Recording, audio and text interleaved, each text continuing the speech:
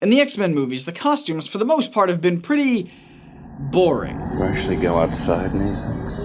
What would you prefer? Yellow spandex? Not exactly spandex, but at least some kind of colorful expression that we've seen in the comics for decades. There's no denying that X-Men First Class was at least close with the colors and the design, but they got the motivation wrong. They had to wear the costumes because of practical purposes, because they needed to withstand G-forces or whatever. But in the comic books, the X-Men costumes are more than just combat gear. Their costumes are a symbol that unites a group of outcasts and misfits under one shared goal. But it also has a hidden downside that could potentially contradict Professor Xavier's vision. Now, depending on whether the Marvel timeline continuity has shifted, Professor X was at one point at least a soldier in the Korean War. And as a soldier, he would have learned the importance of a uniform. It can create a sense of community and camaraderie, and in the X-Men's case, it was for a group of teenagers who just needed a place to belong. Their costumes symbolize membership and acceptance into a group united with a strong and clear vision. And while the X-Men were founded by Professor X, he seems to be one of the only members who doesn't wear a costume. It's no doubt to express seniority, as if he's risen through the ranks and earned the privilege to not have to wear a uniform the same way that members of the team have to earn the privilege to wear one. And I think that's a huge part of the X-Men's costume. It's earned.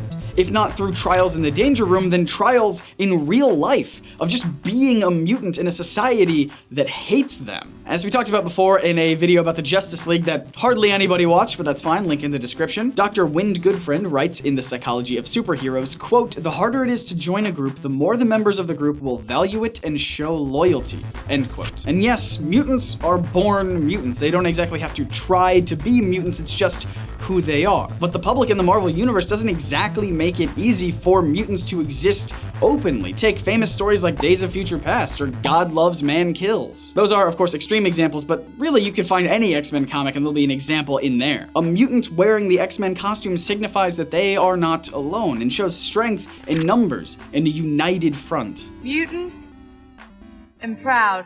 And this is where the X-Men need to be a little careful, because yes, a consistent costume can show unity, but it also runs the risk of stripping away individual identity. Look back at the original X-Men comics. The costumes of each member were nearly identical. But if the X-Men stand for being proud of who you are and expressing your individuality, then boy, we gotta get some diversity up in here. And thankfully, later costumes did show this, especially when the international team of X-Men came on board. We see a wide range of costumes and colors and designs that shows them, yes, all together, but not all the same. The uniform needs to be a compromise between conformity and uniqueness. And sometimes the only uniting feature is that X-Men X insignia. Even if a mutant otherwise looked human, the X informs those around them which group they associate with. But if Professor X's vision is to create a society where humans and mutants can coexist in harmony, then does labeling the X-Men with a unique mark do more harm than good by further creating a divide between the two species? Many people smarter than I am have drawn similarities between the X-Men's X and the Star of David that was forced on Jews during the Holocaust. And this World War II narrative is nothing new to the X-Men universe, as Magneto himself is a Holocaust survivor. But the huge difference here is that the X-Men purposefully choose to wear that X, taking control of the narrative and labeling themselves before anyone else can label them. And proudly wearing that X shows that yes, they're a minority group, but they're not trying to hide, they want you to see them. In fact, just like in the Superman video that we talked about last week, they are demanding the public's attention, saying, look, I know that you have your own feelings towards mutants, but please just look at us, look at what we're doing, see that we're not monsters. We are mutants, and we are proud. What do you guys think? What other elements of the X-Men costumes make them either good or bad? Do you disagree with anything I've said today? Let me know in the comments down below. If you're new here, make sure to hit that big sexy subscribe button and turn on notifications, because we have one last video coming up this year that's all about exploring the costumes in